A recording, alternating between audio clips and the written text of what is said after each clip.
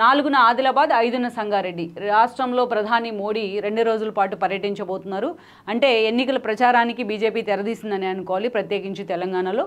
అదేవిధంగా మోడీ రాబోతూ ఉన్నారు. 4న ఆయన ఆదిలాబాద్లో, అదేవిధంగా 5న సంగారెడ్డిలో బహిరంగ సభలను కూడా నిర్వహించబోతూ ఉన్నారు.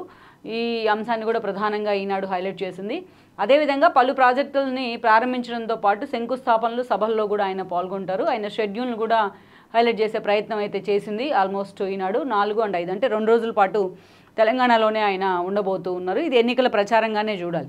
అభివృద్ధి కార్యక్రమాలు శంకుస్థాపనలో పాల్గొంటున్నప్పటికీ కూడా, but at the same time BJP క్యాడర్ను ఉద్దేశించి బహిరంగ సభల్లో కూడా ఆయన మాట్లాడబోతున్నారు. ఇంకొకటి ఏంటంటే, ఇక్కడ యాక్చువల్గా 4వ తేదీన విజయ సంకల్ప యాత్ర ముగింపు జరగబోతోంది. కిషన్ రెడ్డి దాదాపు 10 డేస్గా ఆయన విజయ సంకల్ప యాత్రలో బిజీగా ఉన్నారు. పలు రాష్ట్రాల సీఎంలు కూడా బీజేపీ తరఫున ఆ యాత్రలో అటెండ్ అవుతూ వస్తున్నారు. అదే సమయంలో 4వ తేదీ ముగింపు సభకైతే బీజేపీ ప్లాన్ చేస్తుంది, పెరేడ్ గ్రౌండ్స్ వేదికగా. ఈ క్రమంలోనే వీలైతే ఆయన సభలో కూడా పాల్గొనే అవకాశం ఉంది, అమిత్ షాతో పాటు మోడీ అనే వార్తలు అయితే వస్తున్నాయి.